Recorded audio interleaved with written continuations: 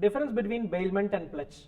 When the transfer of goods from one person to another person happens for some specific purpose, then it is bailment. When it comes to pledge, the transfer of goods from one person to another happens only as a security for repayment of a debt. This is the difference. First thing. Second one is the parties. Here we have somebody called as bailer and bailee. There we have somebody called as pawnee and pawnee.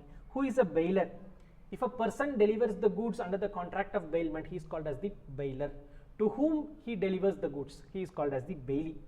When it comes to pawnee, he is the person who delivers the goods as per the contract for the security, and to whom it is getting transferred, it is called as the pawnee.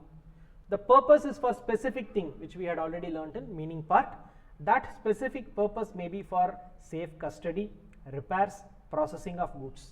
When it comes to pledge, it is for the security for payment of a debt or a performance for a promise. Consideration when it comes to bailment may be there, may not be there, but in pledge there is always a consideration. A right to sell the goods.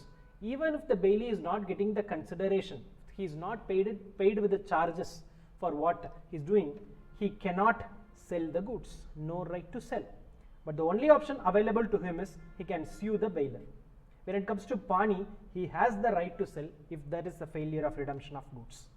When it comes to usage of goods, bailee can use only for the purpose specified in the contract. When it comes to pledgee or pawnee, in case of pledge, he cannot or she cannot use the goods pledged. The main difference between the thing is like the meaning part, where bailment happens for a specific purpose. I tell Mr. X, have this particular product for this point of time and then return it back to me. I have given the good only for this specific purpose. But I borrowed some 15,000 rupees from Mr. X. In turn, I have given a particular product as a security for the repayment of the debt. It is called as pledge.